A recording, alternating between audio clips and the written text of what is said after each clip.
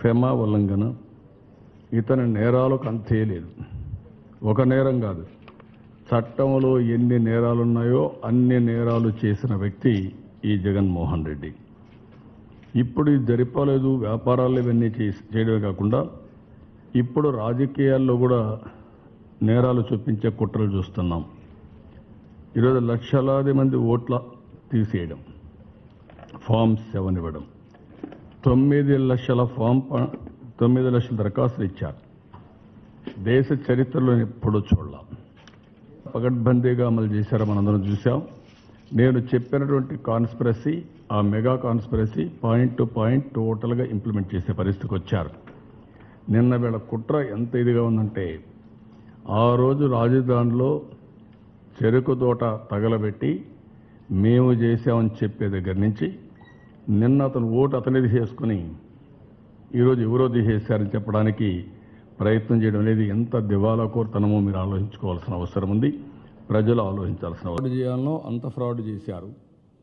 ఆ డబ్బులు ఎవరివ్వాలనో మళ్ళీ మీరు చూస్తే 40 కోట్ల రూపాయలు హిందూజానే ఇచ్చి డిఫరెంట్ షెల్ కంపెనీస్కు రూట్ చేసి మళ్ళీ ఆ 40 కోట్ల రూపాయలు హిందూజా కంపెనీకి ఇచ్చి ఈ 11 ఎకరాలు తీసుకున్నారు. కూడా తెల్లవారుజామున ఎవరికీ చెప్పకుండా ప్రహరీ కూడా పగలగొట్టారే. ఈ 11 ఎకరాలు మీకు కనపడలేదా? 100 ఎకరాల కుంభకోణం మీకు కనపడలేదా?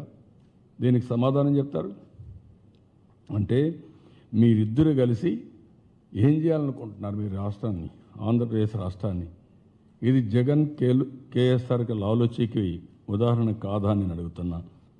ఈరోజు 2 పార్టీలు ఒకటి అనడానికి ఉదాహరణ నేను ముందే చెప్పాం. ఫ్యాన్ ఆంధ్రప్రదేశ్లో ఉంటుంది, స్విచ్ హైదరాబాద్లో ఉంటుంది, ఫ్యూజ్ ఢిల్లీలో ఉంటుంది. దీనికంటే మోర్ ఎవిడెన్స్ మీకేం కావాలా? ఇప్పుడు జగన్మోహన్ రెడ్డి ఎట్టుందంటే, నేను మీ భవిష్యత్తు నా బాధ్యత అంటున్నాను. ఆయన అంటున్నాడు నా భవిష్యత్తు మీ బాధ్యత. నాకు ఓట్లేయండి, సీట్లు గెలిపించండి, నా కేసులు ఉన్నాయి, నేను జైలుకు పోకుండా కాపాడుకోవాలి, దానికోసం నేను ఏ త్యాగానికైనా సిద్ధపడిపోతాను. రేపు పోలవరం నిలిపేయడానికి కూడా నేను సిద్ధం. తెలుగువారి ఆంధ్రప్రదేశ్లో ఆత్మగౌరవాన్ని తాకట్టు పెట్టడానికి సిద్ధం. లేకపోతే నేను బాంచేన్ని కాళ్ళు మొక్కుతానని కేసీఆర్ కాళ్ళు పట్టుకోవడానికి కూడా సిద్ధం. నేను అడుగుతున్న ఇంత సాక్ష్యాధారాలుండి అడ్డంగా దొరికిపోయిన మిమ్మల్ని కేసీఆర్ వదిలిపెడతాడా? మీరు రాజకీయం చేయగలుగుతారా? మీకు సపోర్ట్ చేసి ఏం కావాలి? ఈ రాష్ట్రం పూర్తిగా సర్వనాశనం కావాలా?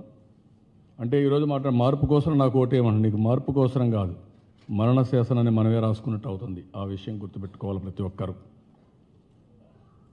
ఒక అసమర్థత ఉంటే పర్వాలేదు, కానీ ఒక తప్పు చేసి అడ్డంగా దొరికిపోయిన వ్యక్తి ఈరోజు కేసీఆర్ ఏదో ఒక విధంగా ఆంధ్రప్రదేశ్ని చిన్నాభిన్నం చేయాలని, ఈ రాష్ట్రంతో ఆడుకోవాలని, మన జీవితాలతో ఆడుకోవాలని ప్రయత్నం చేస్తున్నాడు. చెప్పని మాటలు లేవు, తిట్టని తిట్లు లేవు, చేయని అవమానాలు లేవు. ఆంధ్రప్రదేశ్లో ఉండే 5 కోట్ల ప్రజానికి ఏ తప్పు చేశాం?